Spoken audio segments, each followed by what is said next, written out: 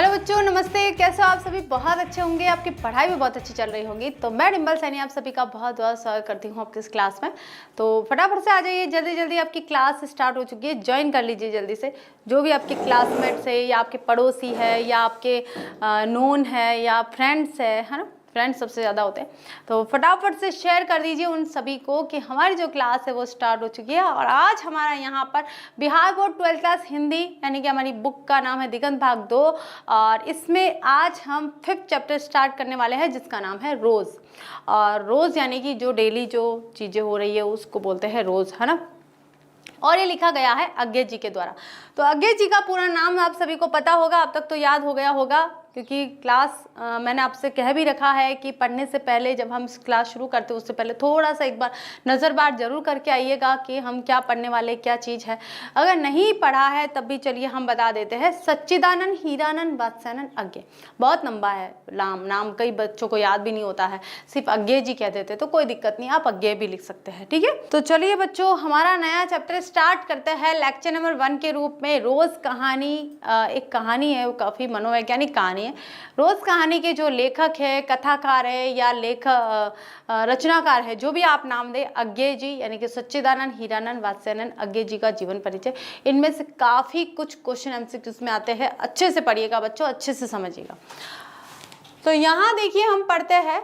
सबसे पहले तो शत प्रणाम करती हूँ अज्ञे जी को, और ये है उनका पूरा नाम, देख लीजिए लिखा हुआ। अगर नहीं आपको लगता है कि मैम हमें लिखा हुआ चाहिए तो ये रहा आपके पास स्क्रीन पर, सच्चिदानंद हीरानंद वात्स्यानंद अज्ञे। कैसे लिखना है, एक दो बार आप लिखोगे ना, बार बार और बोलोगे तो अपने आप आ जाएगा। जन्म हुआ था 7 मार्च 1911 ईस्वी को और निधन हुआ था उनका 4 अप्रैल 1987 ईस्वी को। दोनों चीज़ ही यहाँ पर दे दी है, दोनों चीज़ ही इंपॉर्टेंट होती है। जन्म स्थान है कसैया, कुशीनगर, उत्तर प्रदेश। अगर कसैया नहीं लिख रहे हो कोई बात नहीं, कुशीनगर उत्तर प्रदेश लिख लीजिए, आपका आंसर सही माना जाएगा। मूल निवासी जो थे वो थे करतारपुर यानी कि पंजाब के मूल निवासी थे, लेकिन उनका जन्म कहाँ हुआ था? कुशीनगर उत्तर प्रदेश में हुआ था। माता पिता व्ययंती देवी और डॉक्टर हीरानंद शास्त्री जी इनके पिता का नाम है, इसलिए तो यहाँ पर सच्चिदानंद हीरानंद वात्स्यानंद अज्ञे लिखा गया है, ठीक है। आगे देखिए, शिक्षा की बात करते हैं।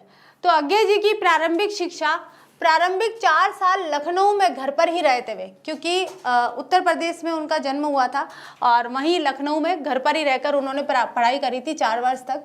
और मैट्रिक उन्होंने करी थी 1925 ईस्वी में पंजाब विश्वविद्यालय से, ठीक है। फिर इंटरमीडिएट किया था उन्होंने यानी कि 12th, ये मैट्रिक होती है उनकी 10th यानी कि 10वीं कक्षा पास करी थी उन्होंने पंजाब विश्वविद्यालय से। और इंटरमीडिएट यानी कि 12th क्लास जो होती है वो की थी उन्होंने मद्रास क्रिश्चियन कॉलेज से। बीएससी की थी उन्होंने, बीएससी आ जाएगा यहाँ पर, 1929 में फॉर्मन कॉलेज लाहौर से किया था, और पंजाब जो वर्तमान पाकिस्तान में है। एमए किया था उन्होंने अंग्रेजी पूर्वार्ध यानी कि प्रीवियस, ठीक है। लाहौर से क्रांतिकारी आंदोलन में गिरफ्तार हो जाने से पढ़ाई रुक गई, क्योंकि एमए प्रीवियस तक ही उन्होंने पढ़ाई करी थी। क्यों करी थी? क्योंकि अभी आपने देखा होगा, अगर आपने 10th की क्लास ली है, कई बच्चे उसमें भी थे और कई बच्चे नहीं थे, उनके लिए कह दूं कि कई साहित्यकार ऐसे थे जो स्वतंत्रता आंदोलन में कूद पड़े थे, उस कारण से उनकी जो शिक्षा है अधूरी रह गई थी। उनमें से अमरकांत जी भी थे, ठीक है। और यहाँ पर अज्ञे जी है, वो भी ऐसे ही है, वो भी स्वतंत्रता आंदोलन में कूद पड़े और उनकी पढ़ाई अधूरी रह गई। एमए प्रीवियस किया था इंग्लिश में और फाइनल नहीं कर पाए, तो उनका एमए जो था स्नातकोत्तर था जो अधूरा रह गया। तो ध्यान हो गया उनका शिक्षा के बारे में। प्रारंभिक 4 साल तक लखनऊ में रहे थे। 1925 में उन्होंने पंजाब विश्वविद्यालय से 10th पास किया था, मैट्रिक किया था, और 1927 में मद्रास क्रिश्चियन कॉलेज से उन्होंने इंटरमीडिएट यानी कि 12th किया था। और बीएससी किया था उन्होंने 1929 में फॉर्मन कॉलेज लाहौर से, और जो अब पंजाब में था पहले लाहौर, लेकिन अब कहाँ पे है वो वाला पंजाब पाकिस्तान में चला गया है। एमए किया था अंग्रेजी में, इंग्लिश में किया था, प्रीवियस किया था, वो भी लाहौर से क्रांतिकारी आंदोलन में गिरफ्तार हो गए थे और फिर उनकी पढ़ाई रुक गई थी। तो इतना क्लियर हो गया है। ये भी क्लियर हो गया है कि जन्म कब हुआ था भाई? 7 मार्च 1911 में, और 4 अप्रैल 1987 में उनकी मृत्यु हो गई थी। कुशीनगर उत्तर प्रदेश के में इनका जन्म हुआ था, और निवासी जो मूल निवासी थे वो करतारपुर पंजाब के थे, ठीक है। तो दोनों पेज क्लियर हो गए यहाँ तक। अब देखते हैं हम भाषा ज्ञान कि उनका भाषा के संबंध में कितना ज्ञान था, कौन कौन सी भाषाओं के ज्ञाता थे। देखिए बच्चों, संस्कृत जानते थे वे, अंग्रेजी भी जानते थे वे, और हिंदी के अतिरिक्त फारसी, तमिल आदि अनेक भाषाओं के ज्ञाता थे वे। देखिए हमें इतनी भाषाएं आ सकती है क्या? हम तो एक हिंदी और अंग्रेजी समझने में बहुत कठिनाई होती है, साथ में हमारी जो थर्ड लैंग्वेज आ जाती है 6th क्लास से, उसमें तो फिर हमारी पूरी जान ही निकल जाती है। मैम पढ़ना ही नहीं आता, मैम हिंदी ही नहीं आती है तो संस्कृत कैसे पढ़नी आएगी। और संस्कृत की रीडिंग लगाना बहुत ही मुश्किल होता है बच्चों के लिए, क्योंकि हिंदी के शब्द जो कठिन होते हैं उनमें वे रुक जाते हैं, तो संस्कृत तो पूरी कठिन शब्दों से भरी हुई होती है, तो वो उनके लिए बहुत मुश्किल हो जाता है। तो ये देखिए, संस्कृत, अंग्रेजी, हिंदी और इसके साथ में फारसी और तमिल भाषाओं का जो ज्ञान प्राप्त किया है, हो सकता है इन्होंने स्वाध्याय के साथ किया हो, क्योंकि कई साहित्यकार ऐसे थे जिनकी पारिवारिक स्थिति ऐसी थी कि वे ऐसा कोई ऐसा इंस्टीट्यूट या कोई ऐसा संस्थान, शिक्षण संस्थान उपलब्ध नहीं करा पाते थे जिससे वे शिक्षा ग्रहण कर सके ऐसा। तो उनमें से अज्ञे जी भी थे। और भी कई साहित्यकार थे जिन्होंने घर पर रहकर ही स्वाध्याय से, यानी कि सेल्फ स्टडी करके पढ़ाई करी थी। तो अज्ञे जी कौन कौन सी भाषाओं के ज्ञाता थे भाई? संस्कृत के थे, इंग्लिश के थे, हिंदी के थे, हिंदी के अलावा और भी फारसी और तमिल, उसके साथ में और भी भाषाओं के वे ज्ञाता थे। तो क्लियर हो गया इतना अच्छे से? पूरा का पूरा ये दोनों पेज क्लियर हो गए हैं? एक बार रिप्लाई में यस करके बता दीजिए। मैट्रिकुलेशन की बात करते हैं या उनके इंटरमीडिएट की बात करते हैं, बीएससी की बात करते हैं, इंग्लिश में एमए किया था प्रीवियस, वो भी बात करते हैं। तो ये सारे आपको सन याद रहेंगे और उनकी भाषाएं भी याद रहेगी। आगे देखिए, अब आता है उनका व्यक्तित्व और स्वभाव, यानी कि उनकी पर्सनैलिटी कैसी थी और उनका नेचर कैसा था। ठीक है, जिस भाषा में आप समझ रहे हो उसमें भी मैं बताती जा रही हूँ कि उनकी खुद की जो पर्सनैलिटी थी वो, और उनका नेचर, बाय नेचर वो कैसे थे, उनका स्वभाव कैसा था, उनका व्यवहार कैसा था। ये भी एक किसी भी साहित्यकार का मिलनसार होना बताता है कि वह किस तरह का लेखक होगा। किसी भी साहित्यकार का एकाग्रचित होना, यानी कि वो केवल अकेला अकेला रहता है, तो उससे भी पता चलता है कि वो किस तरह का व्यक्तित्व का धनी होगा, तो उससे भी पता चलता है। इस स्वभाव और पर्सनैलिटी से भी काफी फर्क पड़ता है। अज्ञे जी का सुंदर, लंबा, गठीला शरीर, स्मार्ट थे यानी कि हैंडसम थे। अब सुंदर कहेंगे लड़का या लड़की हो, यानी कि स्त्री या जो पुरुष हो, हिंदी में एक ही शब्द है सुंदर, लेकिन इंग्लिश में अलग अलग होते हैं। लड़की के लिए ब्यूटीफुल आता है और लड़के के लिए हैंडसम आता है। तो वो कैसे थे भाई? हैंडसम थे। और लंबे कद के थे, हाइट बहुत अच्छी थी, गठीले थे यानी कि अच्छे तंदुरुस्त थे, और सुरुचि, शरीर सुरुचि, सुव्यवस्था, एकदम अच्छे तरह से बनावट, उनके शारीरिक बनावट बहुत अच्छी तरह से थी। एवं अनुशासन प्रियता और एकांत प्रिय अंतर्मुखी स्वभाव के थे। अनुशासन, डिसिप्लिन को मानने वाले, एकांत प्रिय, अकेले रहने वाले, और अंतर्मुखी, केवल अपने ही बारे में सोचने, अपने बारे में ऐसे स्वार्थी वाले नहीं। अंतर्मुखी यानी कि अपने अंतर मन में झांक कर और अपने बारे में पहले अपने विचार निकालते हैं, फिर दूसरी बातों पर विचार विमर्श करते हैं। स्वभाव के थे गंभीर, बहुत ही सीरियस थे, एवं चिंतनशील थे। मितभाषी थे, मितभाषी यानी कि मधुरभाषी, मधुरभाषी। अपने मौन एवं मित भाषण के लिए प्रसिद्ध पिताजी का तबादला होते रहने के कारण लखनऊ, कश्मीर, लाहौर, पटना, मद्रास आदि स्थानों पर उनके साथ रहने और परिभ्रमण का संस्कार बचपन में ही मिला था। मतलब कि ये उनको अपने पिताजी से मिला था कि उनके पिताजी का कई बार क्या तबादला, तबादला का मतलब क्या होता है? ट्रांसफर, ट्रांसफर का मतलब क्या होता है? स्थानांतरण। तीनों ही शब्द बता दिए मैंने। तो उनके पिताजी का क्या, उनके पापा का बार बार ट्रांसफर होता रहता था, तो अलग अलग जाते रहते थे।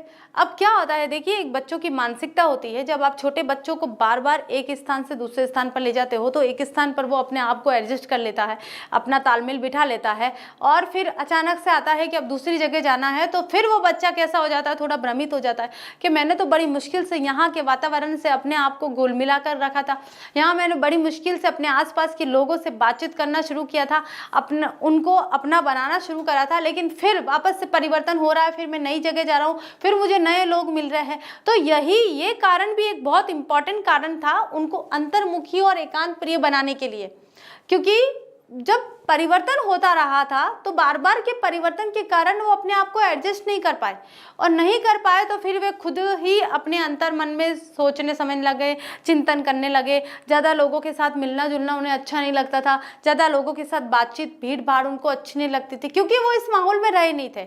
जैसे ही वो माहौल बनाते फिर चेंज हो जाता, फिर माहौल बनाते फिर चेंज हो जाता। तो ये भी एक वातावरण का और आपके जीवन में जो परिवर्तन हो रहा है उस परिवर्तन का भी आपके स्वभाव में बहुत फर्क ला देता है। कभी कभी एक अच्छा खासा इंसान जो मिलनसार है, सभी से अच्छी तरह से रह रहा है, और इस तरह की कोई प्रतिक्रियाएं हुई है जिसके कारण उसको ठेस पहुंचती है, या लगता है या बार बार इस तरह की क्रिएटिविटी, कैसी क्रिएटिविटी, जैसे आगे जी सोचते होंगे कि मैं अपने फ्रेंड्स बना रहा हूँ, बाहर खेलने जा रहा हूँ, फिर उनके दोस्त बदल जाते थे। तो बार बार दोस्त बनाना और बार बार दोस्तों को चेंज करना हर किसी के लिए पॉसिबल नहीं होता है।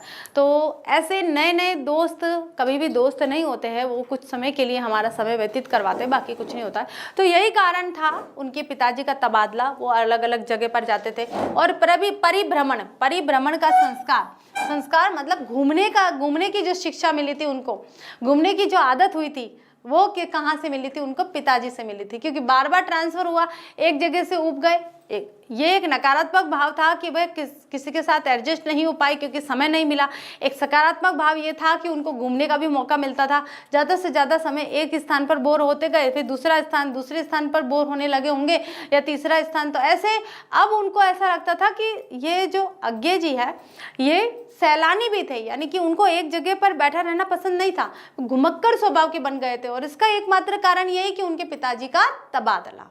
याद रहेगा आपको अच्छे से।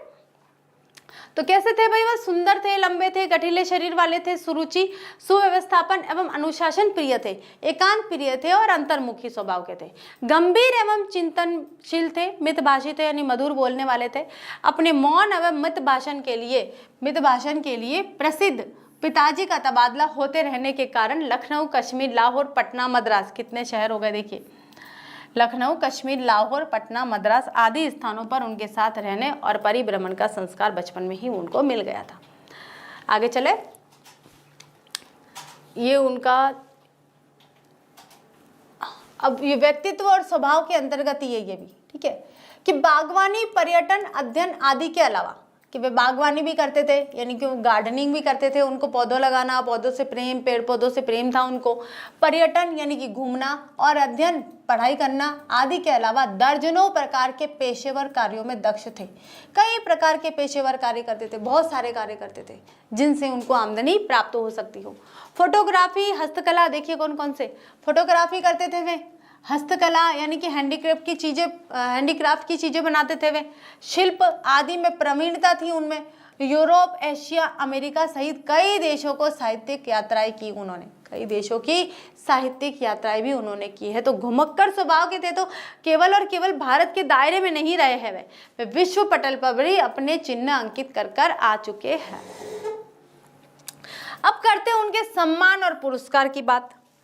तो साहित्य अकादमी पुरस्कार जितने भी भारत के शिक्षा के क्षेत्र में या साहित्य के क्षेत्र में जो भी बड़े बड़े पुरस्कार है वो ये ले चुके हैं।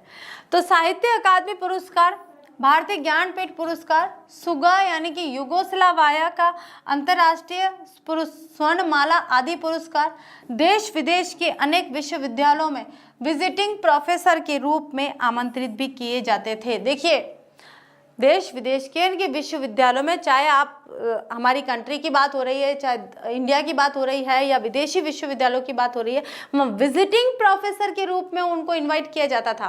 तो विजिटिंग प्रोफेसर के रूप में भी अज्ञे जी देश और विदेशों के विश्वविद्यालय में, यूनिवर्सिटी में वहाँ ऑब्जर्वेशन करने के लिए जाते थे।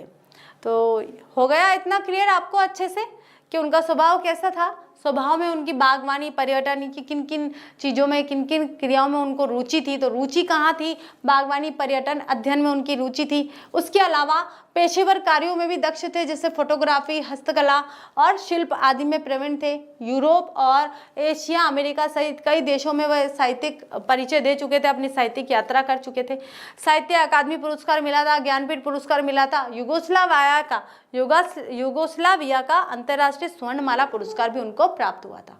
तो हो गया इतना क्लियर है अच्छे से। एक बार फिर से यस लिख के मुझे बता दीजिए। आगे देखिए, अब आती है उनकी पत्रकारिता। तो पत्रकारिता तो बहुत ही इंपॉर्टेंट है, क्योंकि तार सप्तक का नाम आता है और अज्ञे जी का नाम आता है।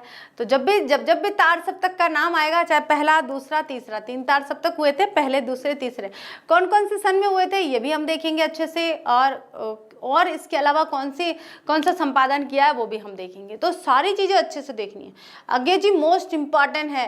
अज्ञे जी का जीवन परिचय के रूप में आपके क्वेश्चन भी आ सकता है, और अज्ञे जी के साहित्य परिचय से कई क्वेश्चन पूछ भी सकते हैं, क्योंकि इनका साहित्य बहुत बड़ा सारा साहित्य है। पत्रकारिता में देखिए सैनिक जो आगरा से प्रकाशित होती थी, सैनिक आगरा से प्रकाशित होती थी, विशाल भारत जो कोलकाता से प्रकाशित होता था, प्रतीक जो प्रयाग से यानी कि इलाहाबाद से प्रकाशित होती थी, दिनमान दिल्ली से प्रकाशित होता था, नया प्रतीक दिल्ली से, नव भारत टाइम दिल्ली से, थॉट वॉक एवरीमेंस अंग्रेजी में संपादित होता था ये। तो देख लीजिए कौन कौन सी पत्रिकाएं हैं जिनका उन्होंने संपादन किया था पत्रिकाओं का। सैनिक, विशाल भारत, प्रतीक, दिनमान, नया प्रतीक, नव भारत टाइम्स, थॉट वॉक एवरीमेंस। ठीक है, और ये इंग्लिश में होता था, ये एकमात्र इंग्लिश में होता था, बाकी सभी हिंदी में होते थे। ठीक है, अब है उनकी कृतियां। तो कृतियां तो उनकी ढेरों है बच्चों, बहुत सारी कृतियां हैं।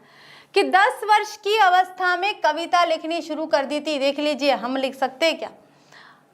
लिख सकते हैं। कई बच्चे जैसे जो गॉड गिफ्ट होते हैं, जिनमें या हुनर होता है या कला होती है, कविता लिखने की क्रिएटिविटी होती है, वो बचपन से ही दिख जाती है कि बच्चा किस दिशा में जाने वाला है, क्या उसका गोल होगा, क्या उसका एम होगा, क्या वो करेगा, किन किन चीज़ों को वो लेगा, वो हमें बचपन में, वो एक कहावत है ना, पूत के पाँव पालने में दिखाई दे जाते हैं। तो वास्तव में पूत के पाँव, पूत यानी कि बच्चे के पाँव हैं, यानी कि वो कितने कदम चलेगा, किन रास्तों को चुनेगा, वो हमें पहले ही पता चल जाता है कि क्या करने वाला है। तो ये तो सोचने की बात है कि बच्चा माँ बाप के पास में है, माता पिता के सामने, और माता पिता क्या ऑब्जर्व कर रहे हैं अपने बच्चे के अंदर कि वो किस दिशा में जा सकता है। कि 10 वर्ष की अवस्था में कविता लिखनी उन्होंने शुरू कर दी थी। लेखन हिंदी और अंग्रेजी दोनों भाषाओं में उन्होंने किया। बचपन में खेलने के लिए इंद्र सभा नामक नाटक लिखा था, खेलने के लिए लिखा था केवल इंद्र सभा नाटक। घर में एक हस्तलिखित पत्रिका आनंद बंधु निकालते थे, घर से ही निकालते थे वे, हाथ से लिखी हुई पत्रिका। क्योंकि पहले आप समझ रहे हैं ना, 1924-25 की बात यह है, यहाँ पर 1924-25 से 15 नहीं 25 है। तो 1911 में उनका जन्म हुआ था, और 1924-25 की बात आ गई तो 12-13 साल की उम्र हो गई है। तो 10 साल की उम्र में कविता लिखनी शुरू करी, और सृजनात्मक क्षमता उनके अंदर थी। उस क्रिएटिविटी को उन्होंने बाहर निकालने की कोशिश की, और घर पर ही एक पत्रिका लिख के और फिर उसको प्रकाशित कराते थे।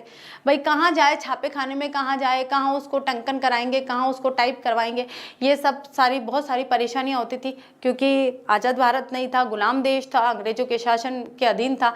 तो उनके वहाँ इस तरह अपना कोई कार्य निकलवाना बहुत मुश्किल हुआ करता था। तो उन्होंने घर पर ही रहकर आनंद बंधु नाम की पत्रिका निकालते थे। 1924-25 में अंग्रेजी में एक उपन्यास भी लिखा था उन्होंने। ठीक है, आगे देखिए। 1924 में पहली, अब ये देखिए आ जाता है उनका यहाँ पर कहानी संग्रह।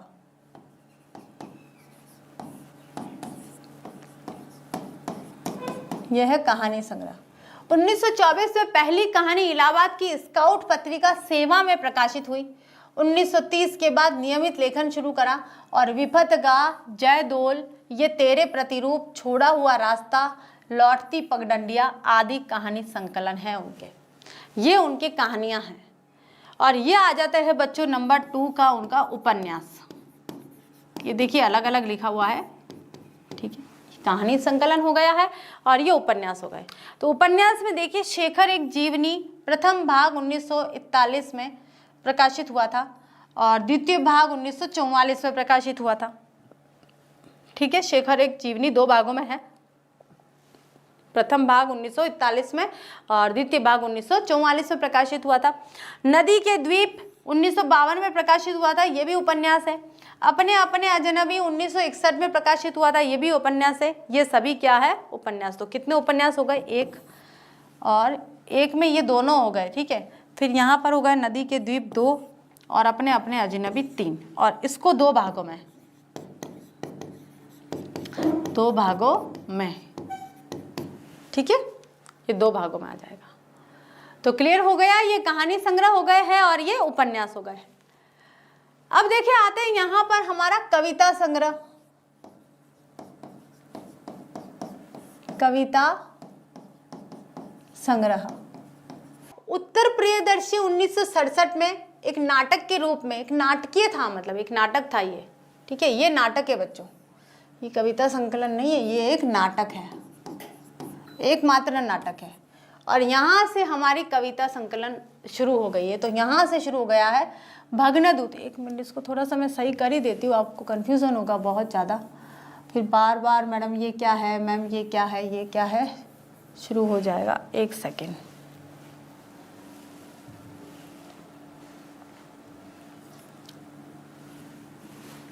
तो यहाँ आ गया हमारा एकमात्र जो नाटक है वो अलग आ गया है। ये हमारा है नाटक, उत्तर प्रियदर्शी 1967 में प्रकाशित हुआ था।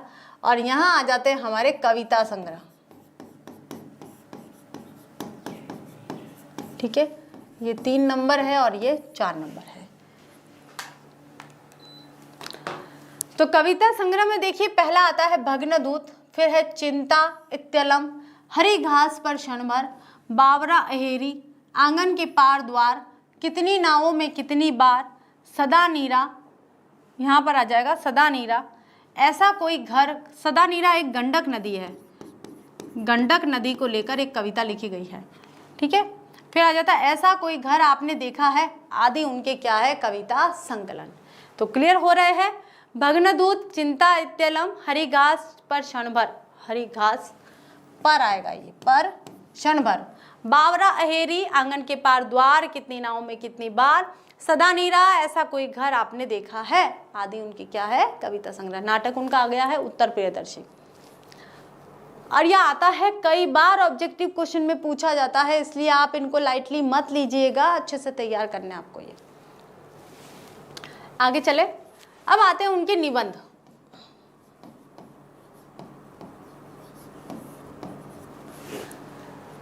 अरे यायावर याद रहेगा 1953 में प्रकाशित हुआ है। यायावर कौन होता है भाई, यात्रा करने वाला, यात्रा करने वाला, घुमक्कड़ बोल सकते हो आप। एक बूंद सहसा उछली 1961 में, यात्रा साहित्य, फिर है त्रिशंकु आत्मनेपद, आलवाल, अदतन भवंती, अंतरा, शाश्वती, समत्वर आदि सभी उनके निबंध है। तो ये तो हो गए उनके सारे यात्रा साहित्य यहाँ तक, और ये उनके निबंध साहित्य हो गए हैं, ठीक है। यहाँ तक यात्रा साहित्य, 3 उनके यात्रा साहित्य है, ये आ गया पहला, और ये आ गया है दूसरा, और ये आ गया है तीसरा, और ये पहला आ गया है निबंध, और ये दूसरा निबंध, ये तीसरा निबंध, ये चौथा निबंध, ये 5वां निबंध, ये 6ठा निबंध, ये पूरे निबंध आ गए। तो उनके देखिए कई विधाओं में उनकी रचनाएं हैं। कहानी संग्रह आ गए हैं, उपन्यास आ गए हैं, फिर नाटक आ गया है, फिर कविता आ गई है, उसके बाद यहाँ पर नाटक आ गया, यहाँ यात्रा साहित्य आ गया है, और यहाँ निबंध आ गए हैं। तो ये उनके इतनी विधाओं में लिखा गया साहित्य, तो भरमार साहित्य है, बहुत सारा साहित्य है। अब चलते हैं हम यहाँ पर संपादन की तरफ।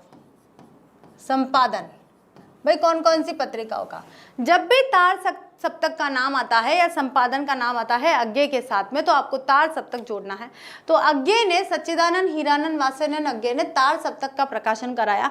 तार सप्तक में क्या होता था कि उनकी जो भी पत्रिका थी तार सप्तक की, उसमें कुछ कवियों का समावेश होता था, उनकी कविताओं का, उनके साहित्य का समावेश होता था, उनकी रचनाओं का। तो पहला तार सप्तक सबसे पहला जो शुरू हुआ था वो 1943 में माना जाता है। और चूंकि अज्ञे प्रयोगवाद के जनक कहे जाते हैं, प्रयोगवाद के प्रवर्तक बोल सकते हो आप इन्हें, प्रवर्तक कहे जाते हैं। तो प्रयोगवाद की जो शुरुआत है वो भी तार सप्तक के प्रकाशन के साथ ही हुई थी, 1943 से ही मानी जाती है। तो प्रयोगवाद की प्रवर्तक अज्ञे जी द्वारा प्रथम तार सप्तक, ये प्रथम तार सप्तक है, हम इसे लिख देंगे प्रथम, 1943 में प्रकाशित कराया गया।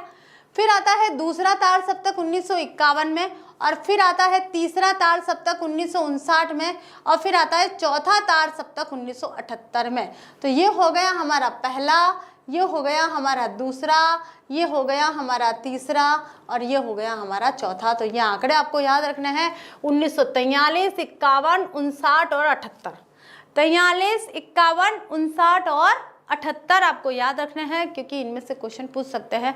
चौथे की तो बहुत कम पूछे जाते हैं, लेकिन 3 तार सप्तक तो आप सब पूछ सकते हैं।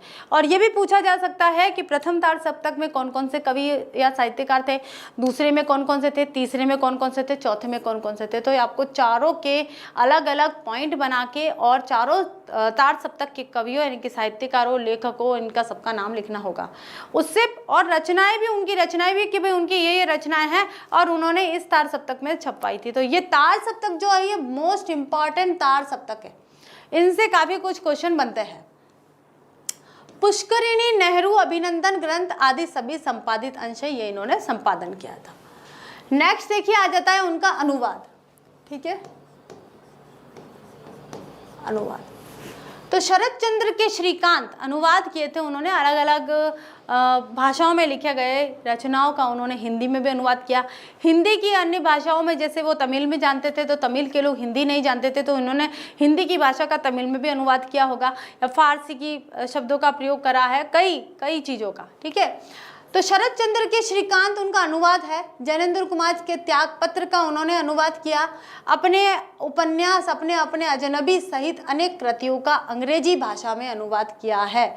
इन सब का किस में अनुवाद किया है बच्चों? इंग्लिश में, ताकि अंग्रेजी भाषी लोग भी इसको आसानी से पढ़ सके, समझ सके। रविंद्रनाथ ठाकुर के गोरा का हिंदी अनुवाद भी उन्होंने किया है। ठीक है, तो अनुवाद में उन्होंने अन्य भाषाभाषी साहित्य का अनुवाद किस में किया है? सिर्फ और सिर्फ इंग्लिश में किया है, ये ध्यान रखिएगा। सच्चिदानंद हीरानंद वात्स्यायन अज्ञे हिंदी के आधुनिक साहित्य में एक प्रमुख प्रतिभा थे। आधुनिक साहित्य में प्रमुख प्रतिभा के नाम पे लिए जाते हैं हीरानंद वात्स्यायन अज्ञे। 10th में भी इसमें कविता है एक, है ना। 12th में भी, हम यूपी बोर्ड 12th में भी अज्ञे आए हुए हैं, और शायद एनसीईआरटी में भी अज्ञे है। तो अज्ञे हर जगह आपको मिलेंगे, क्योंकि अज्ञे प्रतिभाशाली थे। आधुनिक काल की कविताओं में अज्ञे का नाम सर्वप्रथम लिया जाता है। प्रयोगवाद के प्रवर्तक थे, और क्योंकि यायावर थे, यात्री थे, तो सब तरह कितनी सारी विधाओं में तो उन्होंने अपना साहित्य रच डाला है। तो अज्ञे तो महान गिने जाते हैं। वे आधुनिक हिंदी साहित्य के एक प्रमुख कवि, कथाकार, विचारक, पत्रकार भी थे। साहित्य की अनेक विधाओं, यात्रा साहित्य, आलोचना, डायरी आदि में भी उनका अवदान महत्वपूर्ण है। अवदान का मतलब होता है योगदान। अवदान का मतलब क्या होता है? योगदान। उनके द्वारा जो साहित्य को देन दी गई है वो महत्वपूर्ण है, चाहे वो आलोचना के क्षेत्र में हो, चाहे वो डायरी के क्षेत्र में हो, चाहे वो कविता संकलन में हो, चाहे वो उपन्यास में हो, चाहे वो कहानी संकलन में हो, या यात्रा वृतांत में हो, निबंध में हो, संपादन में हो, किसी में भी हो। देखिए कितने सारे नाम ले लिए। तो इन सभी में भर भर के साहित्य रच डाला है अज्ञे जी ने। तो समझ में आ रहा है ना बच्चों? एक बार फटाफट से रिप्लाई कर दीजिएगा, मैं भी थोड़ी देर में चेक करती हूँ। उन्होंने विशाल साहित्य की रचना करी है। बिल्कुल, विशाल नाम देना बहुत बड़ी बात है, और अच्छा, क्योंकि तभी सार्थक सिद्ध हो सकेगा उनका साहित्य, कि उन्होंने विशाल साहित्य की रचना की है, जिसमें वस्तु, भाव, भाषा, शिल्प आदि के धरातल पर प्रयोगों और नव आचारों की बहुलता है। नई नई चीज़ों का प्रयोग करा है ना, बहुत नई नई चीज़ों का, इसलिए नव आचारों। साहित्य में लेखन के अतिरिक्त संपादन भी किया है, निर्देशन भी किया है, अभिप्रेरणा, परिसंवाद, भाषण आदि के द्वारा भी उन्होंने अपने सर्जनात्मकता को विस्तार दिया है। चाहे परिसंवाद हो, यानी कि संवादात्मक रूप में कोई नाटक तैयार करना है तो उन्होंने किया है, चाहे उनको अतिरिक्त संपादन करना है तो वो भी किया है उन्होंने, चाहे निर्देशन करना है, किसी चीज़ का डायरेक्शन करना है, डायरेक्ट करना है किसी चीज़ को, तो वो भी उन्होंने किया है। तो सारी ही चीज़ें उन्होंने की है। तो बहुत ही प्रतिभाशाली, हम बोल सकते हैं प्रतिभाशाली।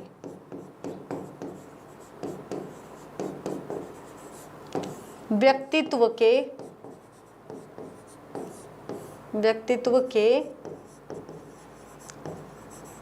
धनी थे।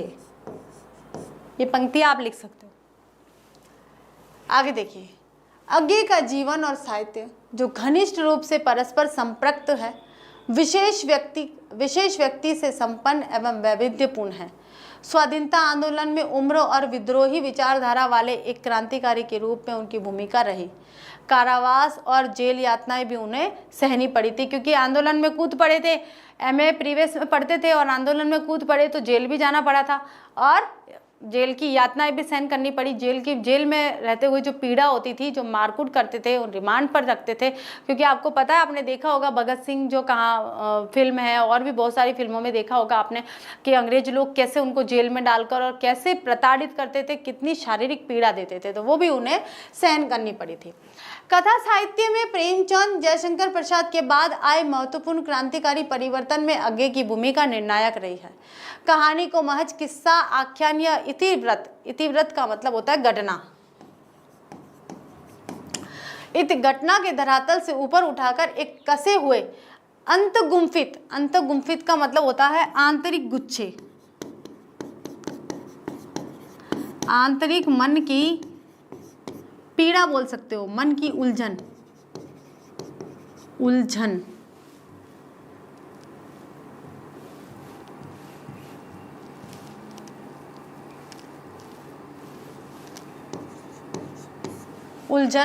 कलात्मक रूप के तौर पर उभारने वालों में अज्ञे अग्रणी रहे हैं। क्लियर हो गया इतना? नेक्स्ट देखिए आगे, अज्ञे के द्वारा ग्रेगिन। अब आता है हमारा जो चैप्टर है रोज, ठीक है। यहाँ आता है रोज का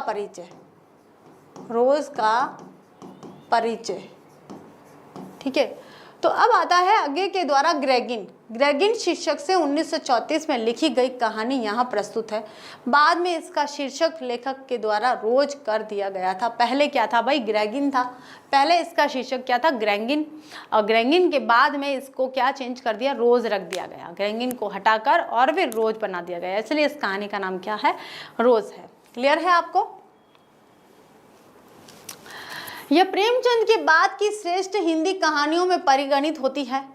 वातावरण, परिस्थितियां और उसके प्रभाव में ढलते हुए एक गृहिणी के चरित्र का मनोवैज्ञानिक उद्घाटन अत्यंत कलात्मक रीति से लेखक ने यहाँ प्रस्तुत किया है कि कैसे एक गृहिणी है जो रोजमर्रा के कार्यों में लगी रहती है, यंत्रवत का मतलब क्या था? मशीन की तरफ। एक कार्य जो जिस समय पर उसने किया है वह कार्य नेक्स्ट दिन भी, मतलब अगले दिन भी वो उसी समय पे करेगी और उसी तरह से करेगी। उसको पता है कि मेरा इसके बाद ये, इसके बाद ये, इसके बाद ये, वो मशीन की तरह लगी रहती है गृहिणी। उस गृहिणी की यहाँ पर व्यथा व्यक्त की गई है। डॉक्टर पति कौन है भाई? डॉक्टर है। डॉक्टर पति के काम पर चले जाने के बाद का सारा समय मालती को घर में एकाकी काटना पड़ता था। एकाकी मतलब क्या होता है? अकेला काटना पड़ता था। फिर क्या होता है भाई? लेखक उनके घर चले जाते हैं और फिर वो देखते हैं मालती का क्या जीवन है। दैनिक जीवन क्या है? वही घिसा पिटा रोज जो कार्य हो रहा है वही उसका जीवन है। उसका दुर्बल, बीमार और निविदा पुत्र हमेशा सोता रहता है या रोता रहता है। मालती उसकी देखभाल करती हुई सुबह से रात 11 बजे तक के घर के कार्यों में अपने को व्यस्त रखती है। उसका जीवन ऊब और उदासी के बीच यंत्रवत चलता रहा। किसी तरह के मनोविनोद का मतलब होता है किसी तरह का हंसी मजाक,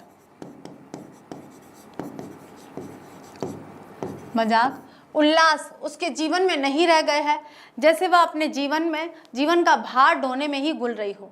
प्रसंगवश मध्यम वर्गीय भारतीय समाज में घरेलू स्त्री के जीवन और मनोदशा पर लेखक अपनी सहानुभूतिपूर्ण मानवीय दृष्टि केंद्रित करता है। कहानी के गर्भ से अनेक सामाजिक प्रश्न विचार उत्तेजक रूप में पैदा होते हैं। क्योंकि जब कहानी पढ़ते हैं तो हम भी ये सोचते हैं, पढ़ते पढ़ते कोई भी पाठक होगा वो यही सोचेगा ऐसा क्यों हुआ है, ये यंत्रवत क्यों है, महिलाओं को ही इसकी जिम्मेदारी क्यों है, यानी कि ये जो वातावरण है ये क्यों दिया गया है। कहानी में जो मोड़ आते हैं उसके अंदर भी हमें कई प्रश्नों में उलझाव पैदा हो जाता है, तो वो उलझाव या वही प्रश्न यहाँ बताए गए हैं। रोज अज्ञे की सर्वाधिक चर्चित कहानी है क्योंकि इसमें संबंधों की वास्तविकता को एकांत वैयक्तिक अनुभूतियों से अलग ले जाकर सामाजिक संदर्भ में देखा गया है। पति पत्नी का रोज कहानी के अंतर्गत क्या होता है कि जो डॉक्टर पति है वो डेली ऑफिस चले जाते हैं, उनको कोई मतलब नहीं है मालती रोज की जो जिंदगी है, रोजमर्रा का जो कार्य वो किस तरह से करती है। वो आते हैं घर खाना खा के और फिर रात को 11 बजे तक जो मालती है वो लगी रहती है और फिर वो डॉक्टर साहब सो जाते हैं, बाद में अपने बच्चे को संभालती हुई मालती भी सो जाती है। तो ये बताया गया है कि क्या परिवार को संभालने की, घर के काम करने की जिम्मेदारी केवल एक महिलाओं की होती है या केवल एक महिला ही करेगी, उसमें पुरुष का असहयोग नहीं होना चाहिए। पुरुष बाहर अगर कोई काम करके आता है तो महिला भी पूरे दिन उसी तरह से अनवरत लगी रहती है, उसे आराम का भी समय नहीं मिलता है। तो ये बहुत सारी चीज़ें इस कहानी के माध्यम से उठाई गई है। मध्यम वर्ग की पारिवारिक एक रास्ता को जितनी मार्मिकता से, मार्मिकता का मतलब वो उसकी पीड़ा को व्यक्त करने का ढंग होता है, मार्मिकता से कहानी व्यक्त कर सकी है, वह उस युग की कहानियों में विरल है। विरल का मतलब क्या होता है? अलग है, अलग है। अज्ञेयकालीन यानी कि प्रयोगवाद के समय या अज्ञेय के समय की जो कहानियां होती थी, उस कहानियों में अज्ञेय की ये जो कहानी है, जिसे ज्ञानगिन नाम दिया था पहले, बाद में बदलकर कौन सा नाम दिया था? रोज कर दिया गया था। तो अज्ञेय की ये जो कहानी है रोज, वो जिस मानव पटल पर, जिस धरातल पर लिखी गई है, वो कहानी उस समय की कहानियों से काफ़ी अलग हटकर है। उस समय जो कहानियाँ लिखी जाती थी, उस कहानियों के विषयों को बिल्कुल अलग हटकर और वास्तविकता को प्रकट करने वाली कहानी है। ठीक है, तो क्लियर हुआ इतना आपको अच्छे से? तो देखिए बच्चों, आज हमने यहाँ पर सच्चिदानंद हीरानंद वात्स्यायन अज्ञेय जी का जीवन परिचय बहुत ही अच्छे ढंग से पढ़ा है। कितना बड़ा साहित्य लेकर उन्होंने हमें दिया है इस साहित्य को पढ़ने के लिए। कई बच्चे कहेंगे कि बहुत सारा पढ़ने का होता है। मैं भी पहले छोटी थी ना, तब ऐसे सोचती भाई ये कविताएं कौन लिख कर गया है और इनकी सप्रसंग व्याख्या करनी पड़ती है, हमें क्यों करनी पड़ती है? ताकि हम ये समझें कि कविता के माध्यम से जो कवि है वो हमें क्या बताना चाह रहे हैं। वो मुझे अब समझ में आया, पहले नहीं आया था। तो आपको यहाँ बता रहे, क्योंकि हमारे पास ऐसे टीचर नहीं थे, ना तो ऐसा ऑनलाइन ये डिजिटल इंडिया था कि हम कहीं और से पढ़ सके। दूर दराज गाँव में रहते थे, सेल्फ स्टडी करके पढ़े हैं, तो काफ़ी मुसीबतों से यहाँ तक पहुँचे हैं। आज हम इतना ही पढ़ेंगे। नेक्स्ट क्लास में फिर मिलते हैं रोज़ कहानी के साथ में, मालती और उसके पति डॉक्टर पति के जीवन के बारे में पढ़ते हुए फिर मिलते हैं। तब तक के लिए थैंक यू सो मच।